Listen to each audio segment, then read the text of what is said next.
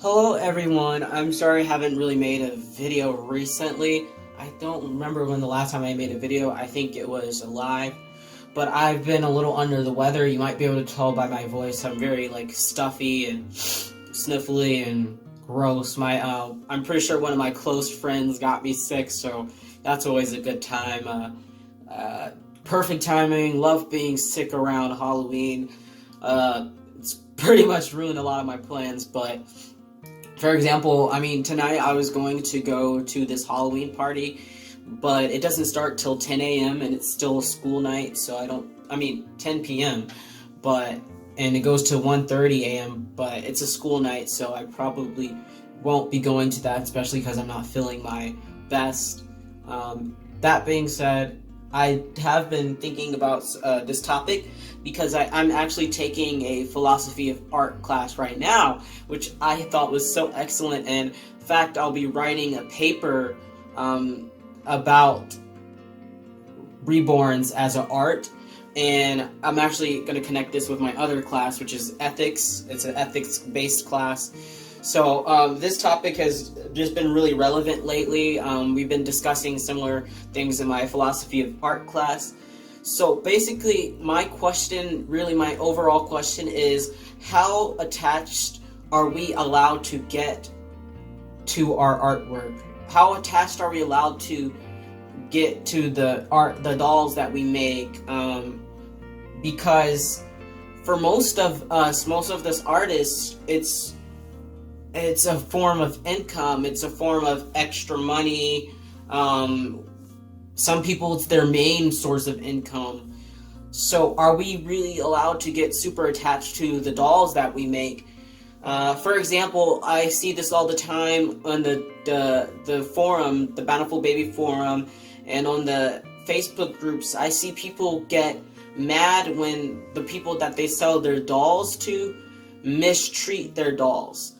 And my thing as an artist, this is my perspective, is once you sell that doll to that person, it is no longer your place to say what they do with it. Whether that be how they role play with that doll, you don't want them to role play with, too bad, don't sell dolls then.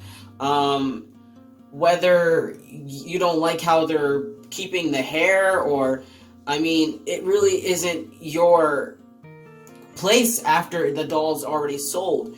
Where it becomes, again, when it becomes a problem for you, is if they were then to resell that doll in that condition, that they destroyed the doll and then they resold it and said that it came to them that way from you as the artist.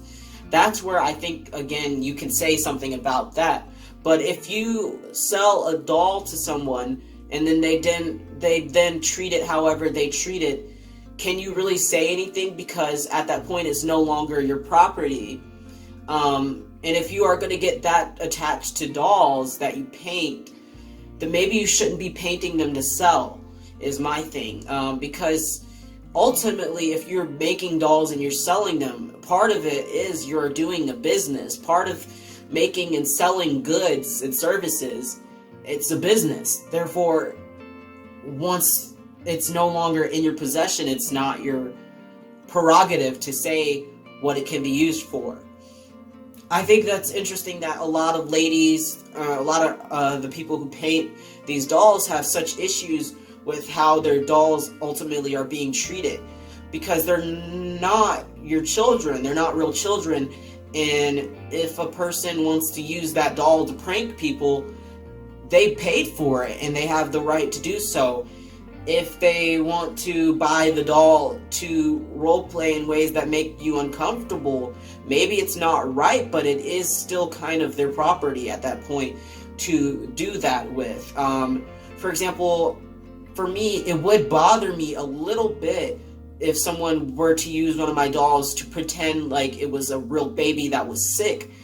That would bother me a little bit because of the greater moral implications that that person might have a flaw in their character, that they're role-playing such a serious event of a child being sick.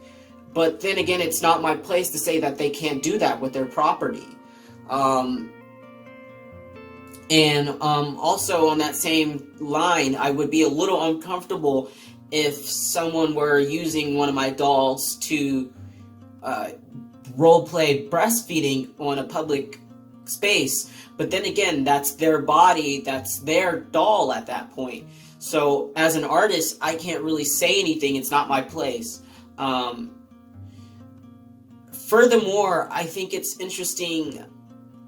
It's just weird to me, because if you think of other art forms, they still have to state, whether someone buys a painting or not, they still, to be like politically correct or to be responsible, they still have to state that painting is by, like, say, Picasso.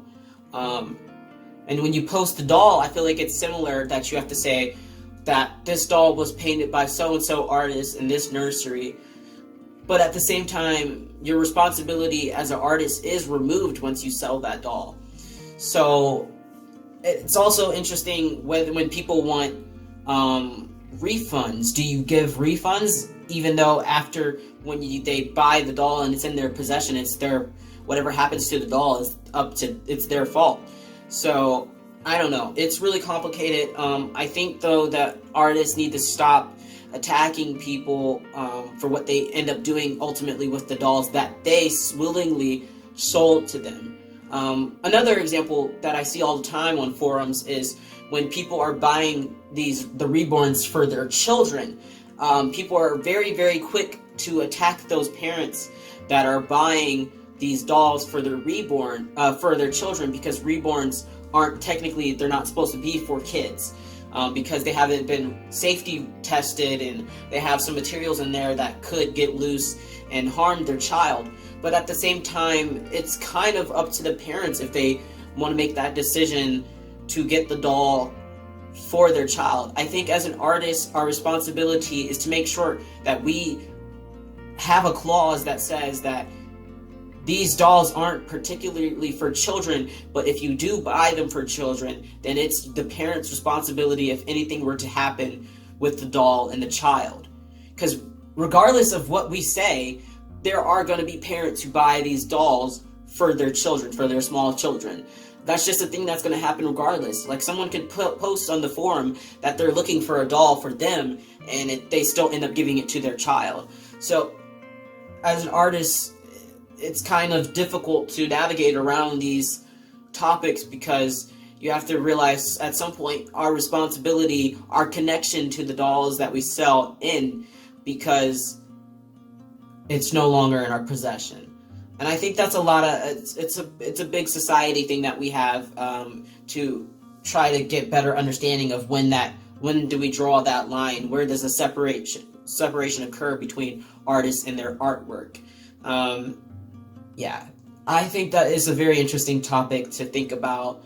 Let me know in the comments below if you have any thoughts on this. I would love to hear it. I'm always reading comments, and even if I don't respond, I've probably read your comment and liked it. If I don't have a response, I just like it to let you know I've read it. But I love hearing different perspectives on topics such as this, because the Reborn community, even though it is a community, it's so diverse in thought processes and etc. I'm going to end this with showing you Lincoln, because this might be one of the last times you guys see him in a video. I have decided to go ahead and sell him. If you want to know why, it's basically I don't like the kit in person as much as I liked his pictures online. There are just a few proportion issues that I have with the kit itself. There's nothing really wrong with him, so he's up for sale and he's pending right now. The lady is supposed to pay for him in full on Friday. I'll let you guys know if that happens or not, but right now he's pending sale. So I'll probably keep, if you saw my live, one of my other lives where I was showing you the dolls that I have paint on my paint table, I have a Joseph 3 months asleep that I might keep for myself, paint and keep for myself. So he'll probably take the place of Lincoln as my bigger baby, because he's so easy to shop for, other than like the length of clothing, because Joseph 3 months, he's fat but he's short, so a lot of his pants are too long, but you just roll those up and he's very easy to shop for otherwise. So I'm probably going to keep that Joseph 3 months for myself. So that being said, We are so close to reaching 1,000 subscribers, which means we are very, very close for me drawing the name of the winner for the giveaway baby, which is sitting in the basket in my closet, just waiting to be claimed, basically. So if you haven't already entered that, please go head over to the video. It's entitled my official 1,000 subscriber giveaway, and please share that with people so we can get this ball on the roll, and hopefully by next week I'll reach 1,000 and be able to send it out next week, the baby. It's a free reborn. I mean, come on, you can't beat that. I'm even paying shipping within the U.S., so it'll be completely free to someone in the U.S. If you are an international person and you end up winning, you will have to pay shipping, because that just will lose a lot of money for me. I don't make that much money. So, that being said, you guys have a great rest of your week. I don't know if I'll feel better or worse to make a video later on in the week. I mean, it's already Wednesday, so if I don't make a video tomorrow for Halloween, happy Halloween. Be safe, you guys. And I'm gonna try to stay out of the drama, but there's been some more drama that keeps popping up because people are so hypocritical. But I'm gonna try to stay out of it. I've been getting into it. I know, if you've seen my Instagram. It's hard to stay out of things when things aren't making sense. That's a whole nother thing. But you guys have a wonderful rest of your week, and I will see you in the next video. Bye.